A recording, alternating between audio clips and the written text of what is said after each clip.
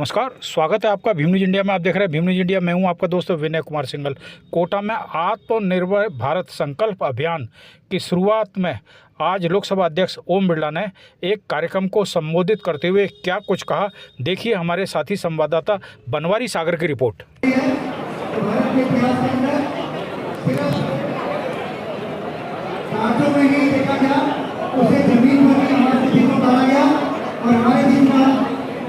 लोकसभा अध्यक्ष जी आ चुके हैं, साथ में एक बार जोरदार तालियों से स्वागत करें।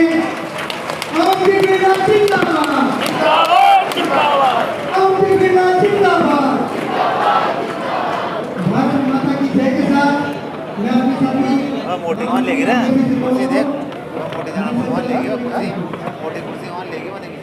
भारत माता की दोनों हाथ उठाकर माननीय लोकसभा अध्यक्ष जी का हम अभिवादन करें। कोटा दक्षिण के विधायक संदीप शर्मा जी, लालपुरा की विधायिका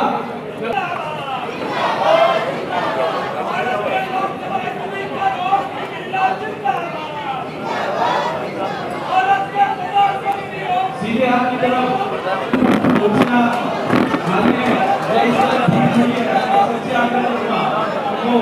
मंच के सीधे हाथ की तरफ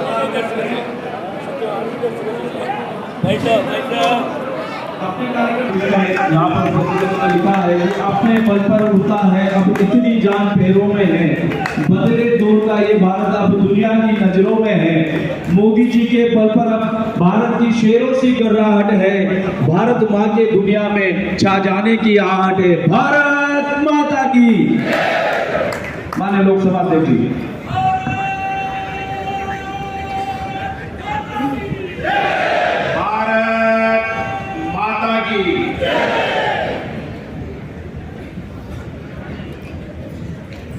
यहाँ पधारे सभी मान्य अतिथियों को दिवाली की हार्दिक शुभकामनाएं, बधाई।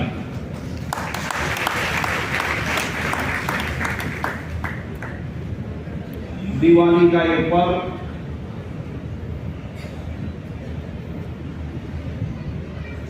उत्सव का पर्व है। भारत के प्रधानमंत्री माननीय नरेंद्र मोदी जी ने इस देश के अंदर 140 करोड़ लोगों के प्रयासों से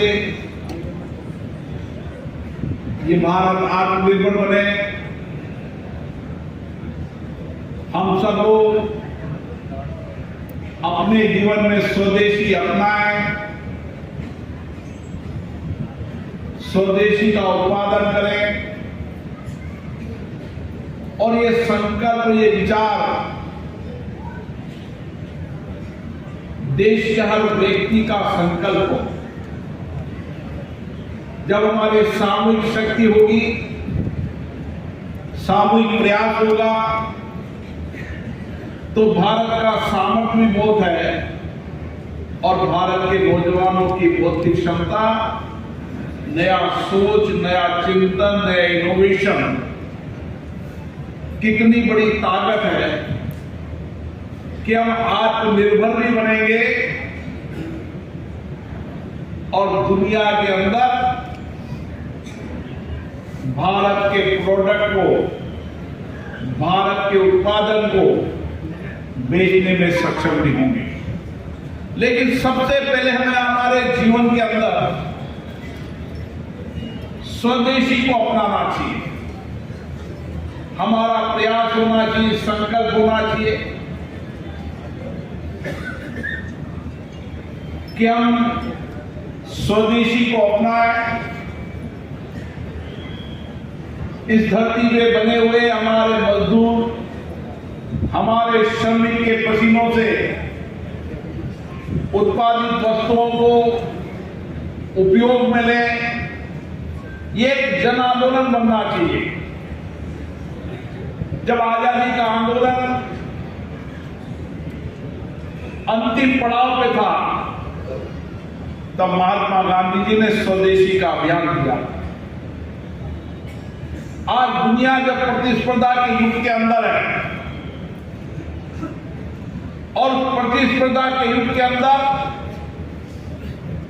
सबसे बड़ी ताकत हमारी है,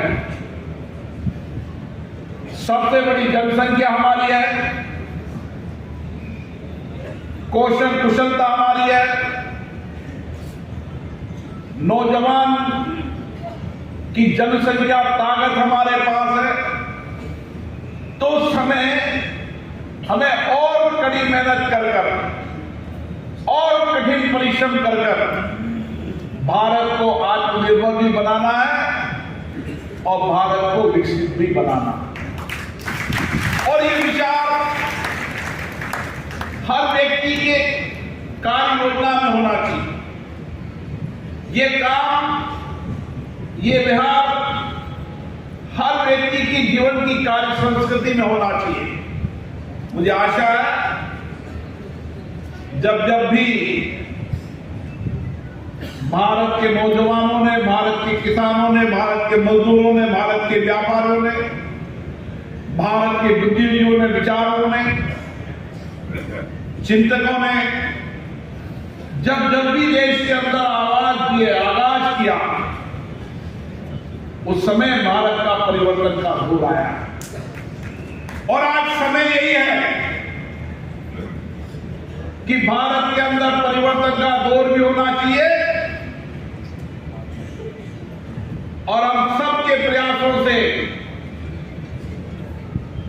एक मजबूत, एक निर्णायक और एक आत्मनिर्भर और विकसित भारत का सपना भी हमारे कार्यकाल में पूरा होना चाहिए। और इसीलिए हम सबको अलग अलग प्रयास करने होंगे। कोटा बूंदी संसदीय क्षेत्र जो हमारा परिवार है, हम सबकी जिम्मेदारी बनती है कि हम हमारे क्षेत्र के गांव का, ढाणी का, शहर का या किस तरीके से आर्थिक आधार को मजबूत करें। हम सामाजिक और आर्थिक बदलाव के लिए हमारा चिंतन भी होना चाहिए और हमारा कार्य भी होना चाहिए। और मुझे खुशी है कि हम जिस जगह रहते हैं वो देश के अंदर विकसित होने वाला सबसे बड़ा अवसर वाला इलाका है और इसलिए संभावनाएं बहुत है। आवश्यकता है हमारा एंटरप्रेन्योरशिप को जगाने की, आवश्यकता है देश के अंदर व्यापक संपर्क अभियान के माध्यम से कोटा की विशेषताएं, वहां के उपलब्ध संसाधनों की देश भर के लोगों को बताने। आज हमें खुशी है कि कोटा जिस जगह पर है, आज रोड कनेक्टिविटी के अंदर अगर सबसे ज्यादा देश के अंदर रोड कनेक्टिविटी केस जुड़ा हुआ है तो हमारा इलाका है। जब हम इकोनॉमी के आधार की बात करते हैं तो इकोनॉमी के 3 स्तंभ होते हैं। इंडस्ट्री होती है, पर्यटन होता है, सर्विस सेक्टर होता है, एजुकेशन होता है, मेडिकल टूरिज्म होता है। और उसके लिए जो संभावनाएं हैं उसके अंदर रोड कनेक्टिविटी के अंदर चाहे दिल्ली मुंबई का कॉरिडोर हो, चाहे पोरबंदर से लेकर सिलचर तक का कॉरिडोर हो, सारे देश के प्रमुख राज्यों से जुड़ने की कनेक्टिविटी का अगर सबसे बड़ा क्षेत्र है तो कोटा है। और सबसे बड़ी ताकत हमारी चंबल मां है। देश के अंदर गिने चुने क्षेत्र होंगे जहां 365 दिन 24 घंटे इतनी गहरी कोई नदी होगी। किसी भी विकास के अंदर पानी की उपलब्धता हमेशा रही है। पुरानी हमारी सभ्यता संस्कृति जो भी विकास हुई है वो नदी के किनारे हुई है। आप अगर इतिहास को पढ़ो तो आपको लगेगा कि जो जो सभ्यताएं डेवलप हुई है वह नदी के आसपास ही डेवलप हुई है। और इसीलिए चंबल नदी हमारे लिए वरदान है। चाहे रोड कनेक्टिविटी हो, चाहे पीने का पानी हो, चाहे रेल कनेक्टिविटी हो। आज रेल कनेक्टिविटी के अंदर दिल्ली मुंबई से लेकर तमाम क्षेत्रों के अंदर जितनी रेल कनेक्टिविटी के है उतना रेल कनेक्टिविटी कहीं नहीं है। और इसलिए रेल कनेक्टिविटी के साथ आने वाले समय के अंदर कोटा के रेलवे स्टेशन, कोटा का न्यू रेलवे स्टेशन, उसमें 350 करोड़ की लागत से आने वाले जून के अंदर दोनों रेलवे स्टेशन विशिष्ट स्तरीय भी होंगे जो यात्रियों की सुविधाओं के लिए भी बेहतर होंगे। और आने वाले समय के अंदर माल भाड़ा के लिए भी चाहे बूंदी हो चाहे कोटा हो सबसे महत्वपूर्ण गंतव्य स्थल होंगे। और इसीलिए रेल कनेक्टिविटी सबसे बड़ी आजकल समृद्धि के अंदर, विकास के अंदर एयर कनेक्टिविटी भी सबसे महत्वपूर्ण है। और कोटा के लोगों की बरसों पुरानी मांग थी कि कोटा में एयरपोर्ट होना चाहिए। हमें भी जब भी हम कोई उद्योगपति से चर्चा करते थे, इंडस्ट्री वाले से काम करते थे, कोचिंग वालों से करते थे, मेडिकल वालों से बात करते थे, तो एयर कनेक्टिविटी आजकल सबसे बड़ा साधन हो गया। तो सब पूछते कि हवाई अड्डा है क्या, फ्लाइट चलती है क्या। यह सवाल जितने भी इंडस्ट्रियल सेक्टर के लोगों को मैं बुलाने के लिए चर्चा करने लगा तो सबसे पहले एक ही सवाल पूछते थे और मुझे निराश होना पड़ता था कि छोटा एयरपोर्ट चलता है, अभी टाइम लगेगा। लेकिन मैं माननीय प्रधानमंत्री जी को धन्यवाद देता हूं, माननीय मुख्यमंत्री जी को धन्यवाद देता हूं कि सारी अवरोधक रुकावट होने के बाद भी, मैं कोई पॉलिटिकल आरोप नहीं लगा रहा, लेकिन अगर पिछली सरकार 1.5 साल पहले भाग रही भूमि दे देती तो आज एयरपोर्ट का 75% काम पूरा हो चुका है। लेकिन जैसे ही राज्य में भारतीय जनता पार्टी की सरकार आई, दिल्ली में सरकार थी, हमने सारी रुकावट बाधाओं को दूर किया और सारी टेंडर प्रक्रिया को कर जाने होने के बाद उसका प्रारंभिक काम शुरू हो चुका है। विधिवत रूप से भी बहुत शीघ्र ही उसके काम को शुरू कर देंगे और 2 वर्ष के अंदर हम एयर कनेक्टिविटी के रूप में भी देश के अलग अलग राज्यों से जुड़ जाएंगे।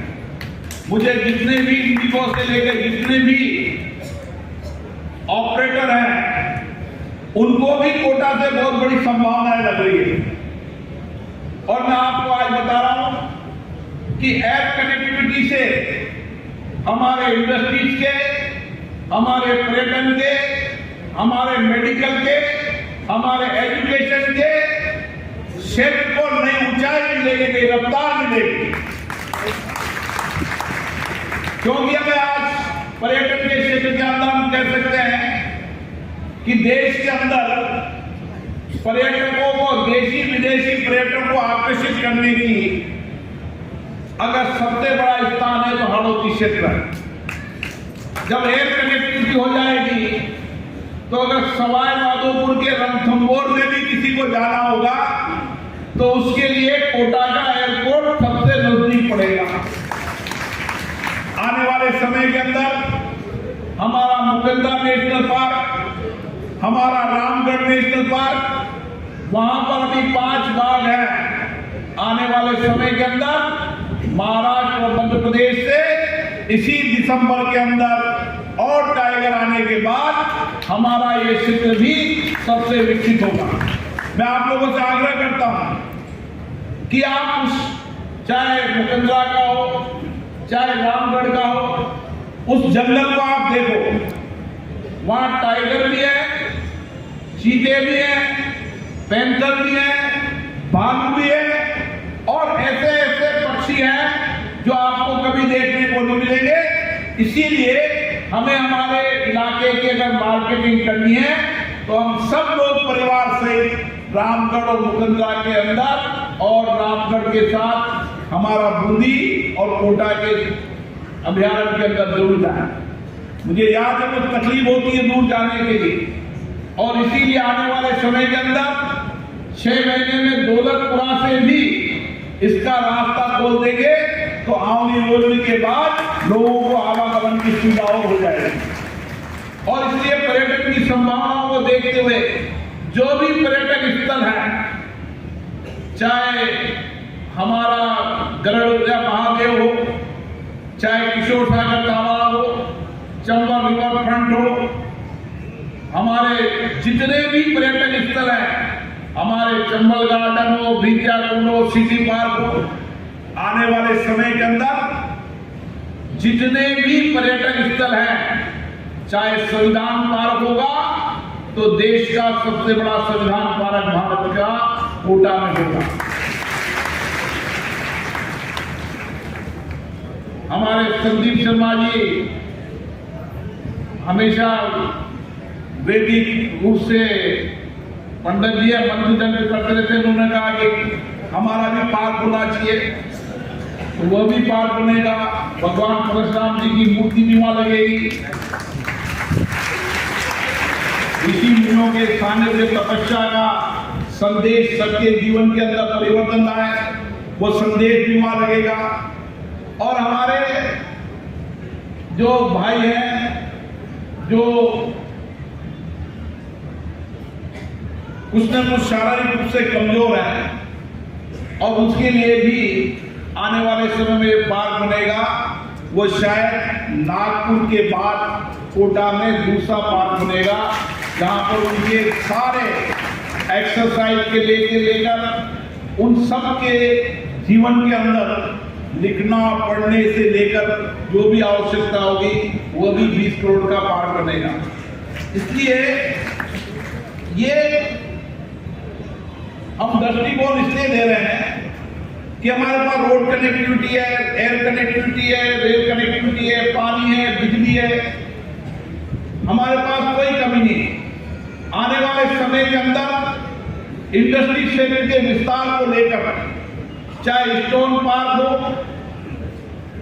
चाहे खिलौनों के लिए अलग से मार्ट हो, और नए इंडस्ट्री एरिया को भी करीबन 2000 स्क्वायर 2000 बीघा का हम नया रिपो का इलाका भी बना रहे हैं, ताकि आने वाले समय के अंदर जो कोई भी इंडस्ट्री वाला आए वहां पर आकर अपनी इंडस्ट्री खोल सकते हैं। लोग कहते हैं कि भाई साहब इंडस्ट्रीज का क्या होगा। आपको बता दूं मैं, आने वाले समय के अंदर कोटा ही सबसे बड़ा इंडस्ट्रीज का बनेगा। आज भी कोटा से 30 किलोमीटर दूर तालेड़ा के अंदर एक ही तहसील के अंदर 9 एथेनॉल प्लांट है। आने वाले समय के अंदर चंबल फर्टिलाइजर के अंदर 2000 करोड़ रुपए का नाइट्रोजन का प्लांट इस दिसंबर में शुरू हो जाएगा।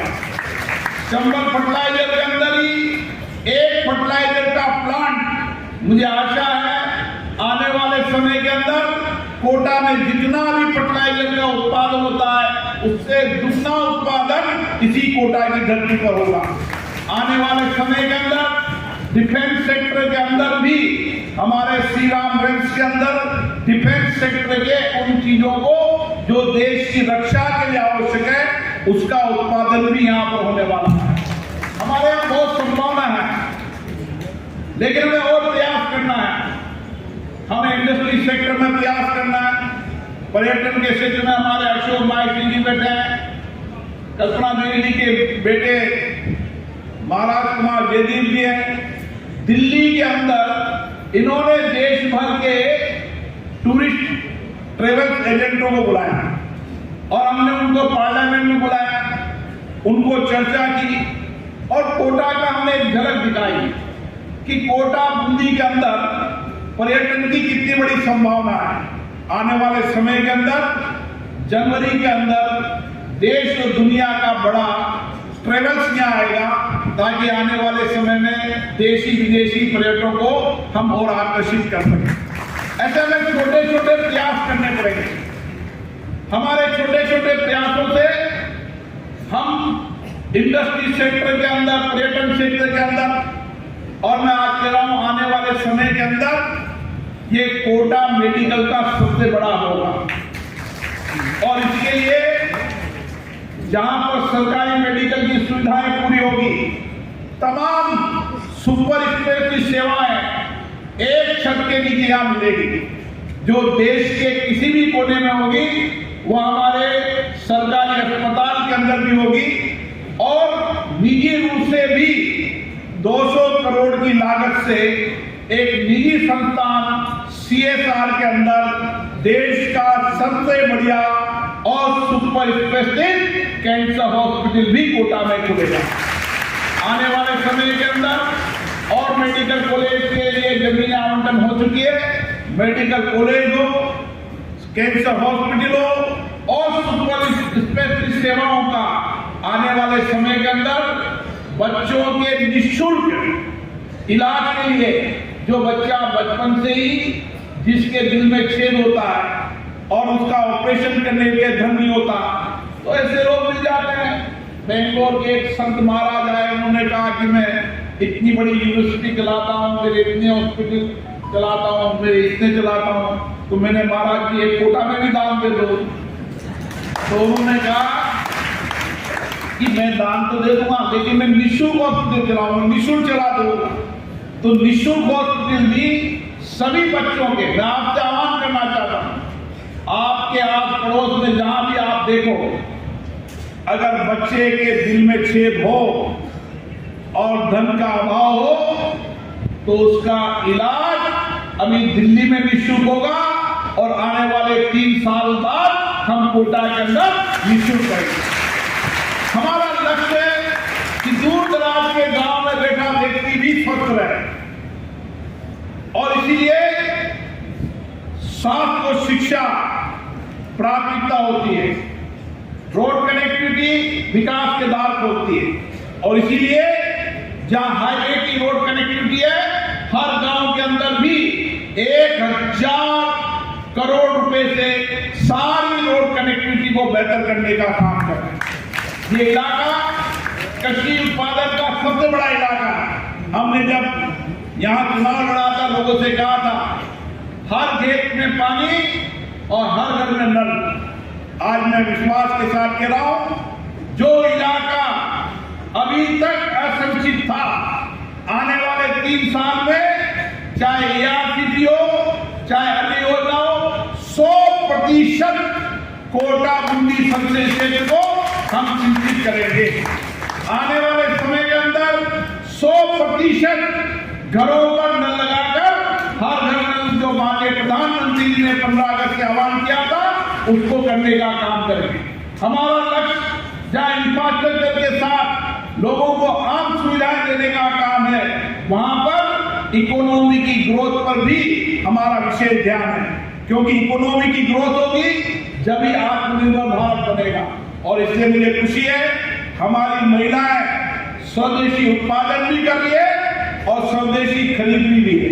और हमारे ये मेले, जब मैं कोटा दशहरे मेले में गया तो मैंने देखा कि कई लोग एक दशहरे के अंदर 4 से 5 लाख रुपए कमा लेते हैं, और कई लोग तो मुझे ऐसे मिले जो एक दशहरे के अंदर ही साल भर की आमदनी कर लेते हैं।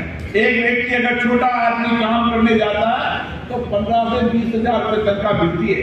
और 20,000 रुपये तनख्वाह मिलती है, तो मतलब 2,40,000 रुपया साल का कमाता है।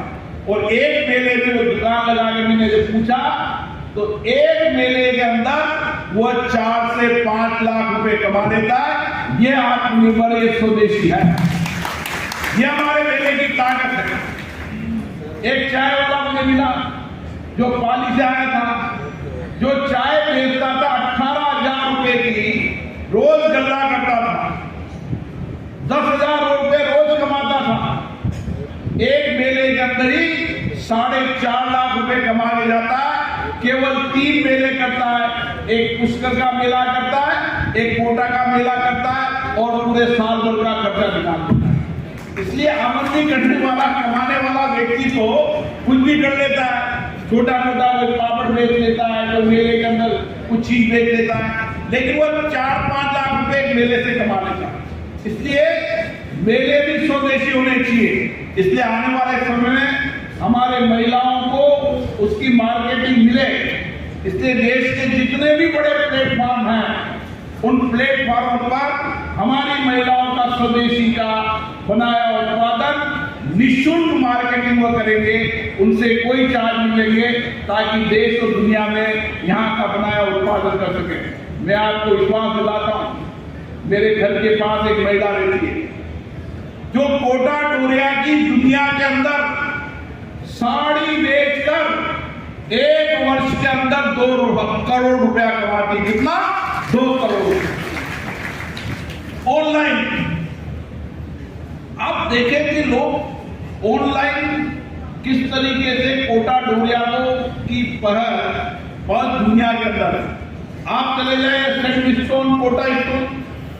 आज कोटा स्टोन केवल भारत में नहीं, दुनिया के कई देशों के अंदर मैंने कोटा स्टोन का पत्थर देखा, लेकिन हम कोटा स्टोन का पत्थर नहीं लगाते। हम अगर लाल पत्थर लगाते हैं तो सेंट स्टोन कोटा का नहीं लगाते। और इसलिए मैंने कहा केडीए को, पीडब्ल्यूडी को, रेलवे को, जो भी कोटा के अंदर निर्माण होगा उसमें कोटा का सेंट स्टोन भी होगा, कोटा का स्टोन भी होगा। ये हमारी ताकत है। नहीं, आज कोटा का सेंट स्टोन दुनिया के अंदर जाता है, एक्सपोर्ट क्वालिटी का सेंट स्टोन है, कोटा स्टोन है। इसलिए स्टोन पार्क भी हमने बनाया है। आने वाले समय में स्टोन पार्क की जगह जगह मार्केटिंग करने के लिए यहाँ पर देश भर के लोगों को बुलाएंगे, ताकि हमारे स्टोन की और पहुंच बन सके और व्यापार मिल सके। क्योंकि आज जमाना मार्केटिंग का है, इसलिए हमें मार्केटिंग करने के इन संसाधनों की ओर बढ़ना पड़ेगा। मेरा विश्वास है, चाहे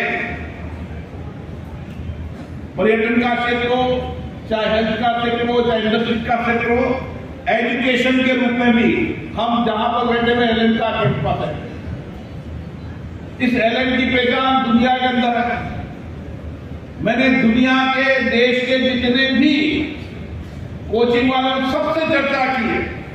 आज नहीं तो कल कोटा ही एक ऐसा स्थान है जहां हर बच्चा सुरक्षित है, जहां हर बच्चे को परिवार का जैसा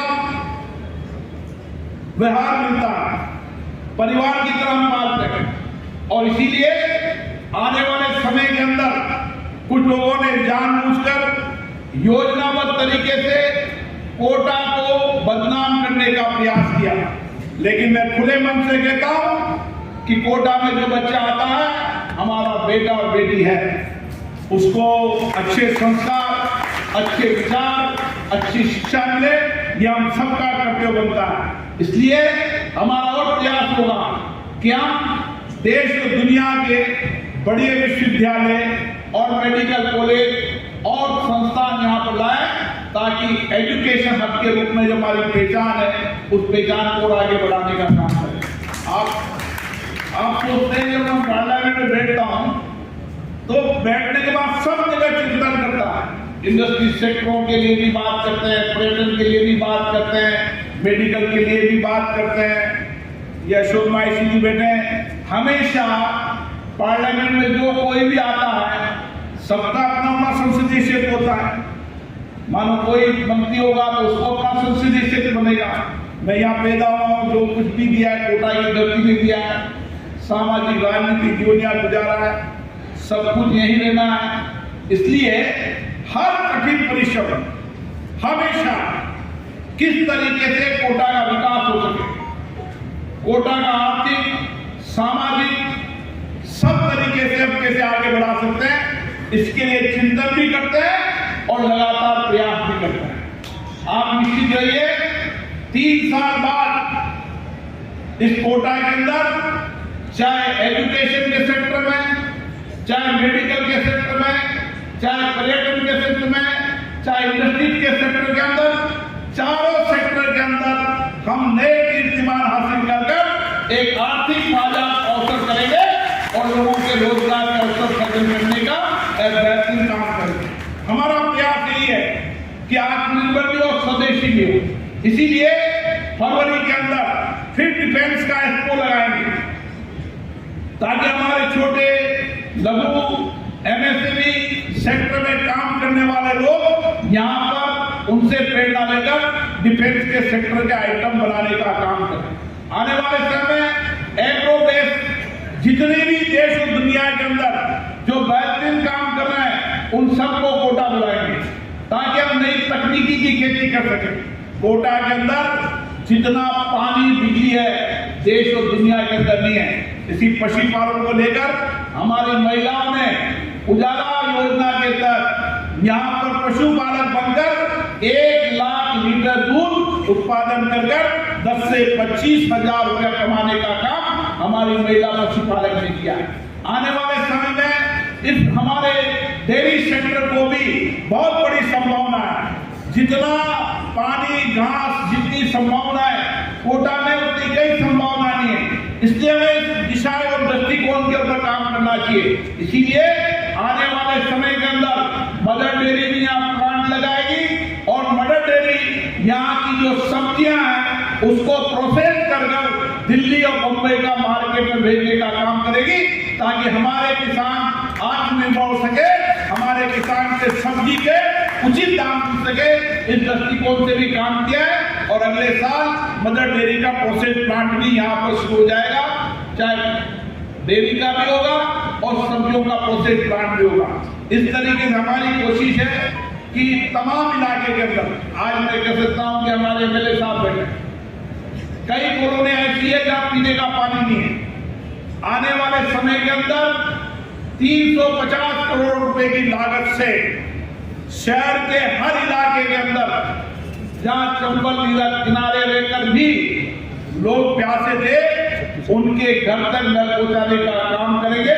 सारी कॉलोनी के अंदर चाहे रोड हो, नाली हो, पीने का पानी हो, बिजली हो, हमारी प्राथमिकता है पहले ये कि जहां पर लोग रहते हैं उनको मूलभूत सुविधाएं मिले।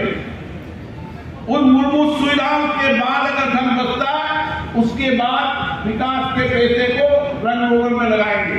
पहले लोगों को मूलभूत सुविधाएं मिले, ये हमारा लक्ष्य है और इसी दृष्टिकोण से काम कर रहे हैं। इसलिए आने वाले समय के अंदर सारे इलाके के अंदर जितनी भी कॉलोनी बची हुई है, मुझे याद है कि केडी ने कॉलोनी काट दी, रोड नहीं, पीने का पानी नहीं, लोग प्लॉट लेकर ठगे महसूस कर रहे हैं। लेकिन हमने कहा 1 साल के अंदर जहां जहां भी केडी ने कॉलोनी काटी है उसकी विशेषता रहनी चाहिए। वहां पीने का पानी भी होना चाहिए, रोड भी होना चाहिए, नाली भी होना चाहिए ताकि लोग आबादी का विस्तार कर सके।